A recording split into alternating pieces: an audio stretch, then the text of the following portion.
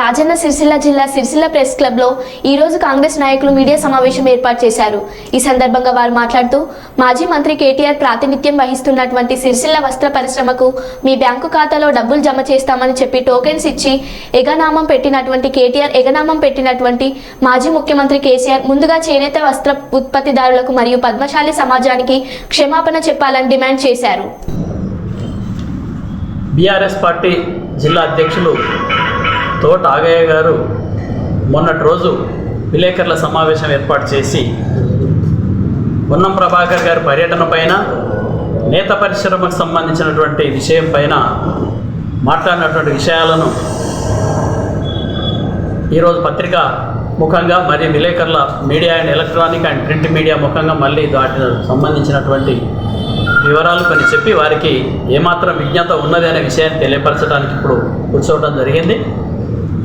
మొట్టమొదటిగా ఆగయ్య గారు ఏమన్నారంటే కంటి తుడుపు చర్యగా వస్తున్నారు, తర్వాత ఏదో ఆషామాషిగా వచ్చిపోతున్నారు, సమస్య పరిష్కరించే చిత్తశుద్ధి లేదు, తర్వాత దీనికి ముఖ్యమంత్రి గారే రావాలి, ముఖ్యమంత్రి గారు స్పందించాలి, కన్సర్న్ మినిస్టర్ స్పందించాలి, లేకుంటే ఇన్ఛార్జ్ మినిస్టర్ స్పందించాలి, పొన్నం ప్రభాకర్ గారు ఏ స్థాయిలో ఇక్కడికి వచ్చి మాట్లాడతారనే మాట్లాడుతాడు.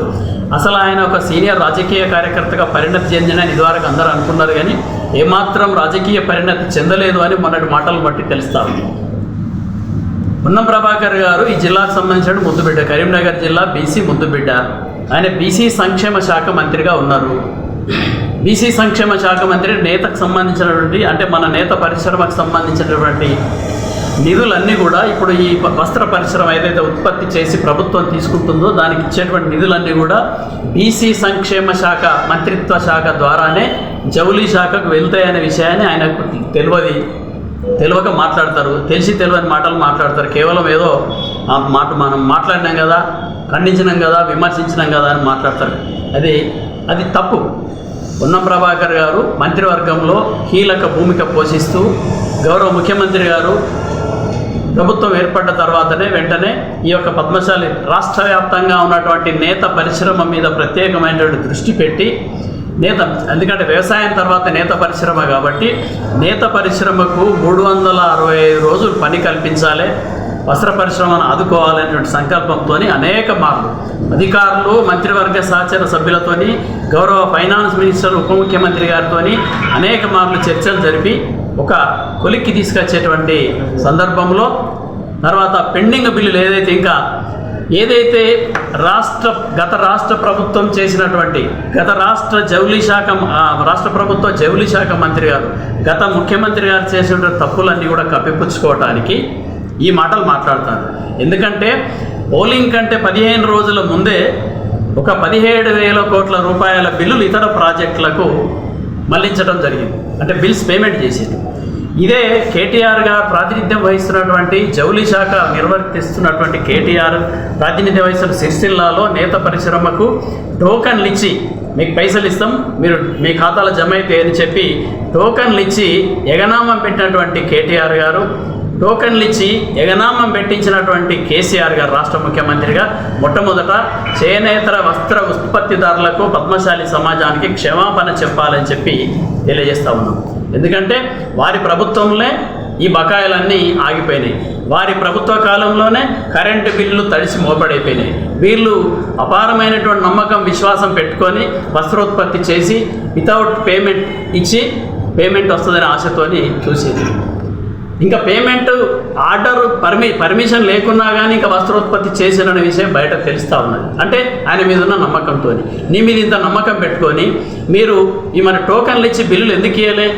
మెడ మీద కత్తిపెట్టి అంటే వస్త్రోత్పత్తిదారుల మెడ మీద కత్తిపెట్టి గులాబీ కండువ కప్పి మాకు ఓట్లు వేస్తేనే మీకు బిల్స్ పేమెంట్ అయితే అనేటువంటి కత్తి పెట్టి ఒడ్డెక్కేదాకా ఓడమల్లప్ప, ఒడ్డెక్కినాక బోడమల్లప్ప అనే చందంగా ఓట్లు అయిపోగానే ప్రభుత్వం పోగానే తోక ముడిచి చేస్తూ ఉన్నారు. మొట్టమొదట పేమెంట్ ఎందుకు చేయలేనటువంటి విషయాన్ని మేము ప్రశ్నిస్తూ ఉన్నాం కాంగ్రెస్ పార్టీ ఆధ్వర్యంలో. అయినప్పటికీ కూడా ఒక చిత్తశుద్ధితోని ఒక పద్ధతి ప్రకారంగా ఏ ప్రభుత్వం ఆర్డర్లు ఇచ్చినా ఏ ప్రభుత్వం చేసినప్పటికీ కూడా గత ప్రభుత్వం ఇచ్చినటువంటి అప్పులు కానీ గత ప్రభుత్వం ఇచ్చిన అప్పులకు మిత్తిలు కట్టుడు కానీ ఏ ప్రభుత్వం మళ్ళీ బాధ్యత వహిస్తుందో ఆ ప్రభుత్వం తప్పకుండా చెల్లిస్తుంది.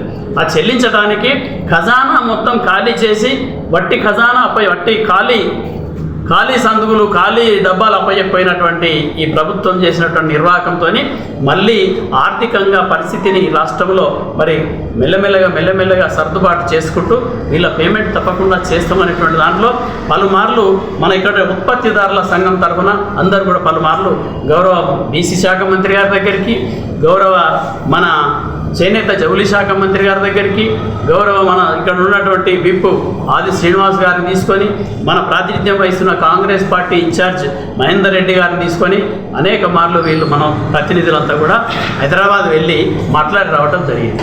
మాట్లాడినటువంటి క్రమంలోనే పొన్నం ప్రభాకర్ అయితే అవుతుందా, ముఖ్యమంత్రి స్వయంగా చెప్పాలి, మంత్రి స్వయంగా చెప్పాలి అనేటువంటి మాటలు మాట్లాడు.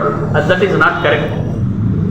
ఎందుకంటే నువ్వు చేయలేనటువంటి పరిస్థితుల్లో నువ్వు క్షమాపణ చెప్పాలి. మొట్టమొదట మా కారణం చేతనే వీళ్ళకి పేమెంట్ రాలే, మా కారణం చేతనే వీళ్ళకు మొత్తం జరిగింది అనేటువంటి దాంట్లో తప్పును ఒప్పుకొని క్షమాపణ కోరాలి వస్త్ర పరిశ్రమ ఉత్పత్తిదారులందరికీ.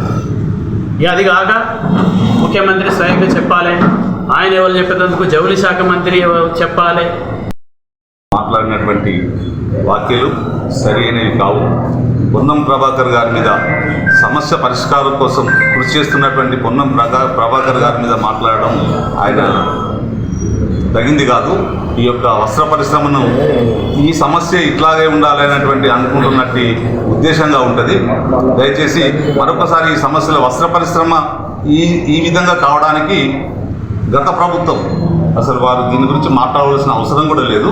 ఇప్పుడు వచ్చినటువంటి ప్రభుత్వం ఈ సమస్యను పూర్తి స్థాయిలో పరిష్కరించడానికి ఒక మంచి కార్యక్రమం తీసుకోవడం జరుగుతుంది. అందులో భాగంగానే పొన్నం ప్రభాకర్ గారు, ఆది శ్రీనివాస్ గారు మా యొక్క జేఏసీకి వచ్చి వారు చాలా విషయాలు అన్ని కూలంకషంగా చర్చించి ప్రభుత్వం ఆదుకుంటుంది, మీరు ఎలాంటి ఆందోళన చెందవలసిన అవసరం లేదు, మీరు అన్ని లూమ్స్ అన్నీ కూడా పరిశ్రమను రన్ చేయండి అని చెప్పిన తర్వాతనే మేము రన్ చేయడం జరిగింది.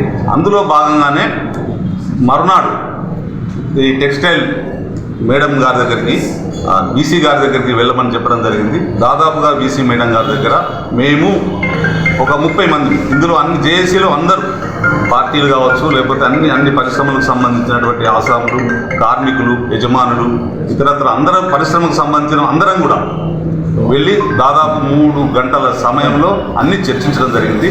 ప్రభుత్వ ఆర్డర్లు కూడా ఇవ్వడానికి మేడం తయారీ ఉంది. పోతే ప్రభుత్వ ఆర్డర్లే కాకుండా ప్రైవేటుగా నడిచే విధంగా పవర్ లూమ్స్ ఏదైతుందో సిరిసిల్లాలో అన్ని మొత్తం ఒక క్లస్టర్ లాగా ఒక సిస్టమ్ తీసుకుంటే సంవత్సరానికి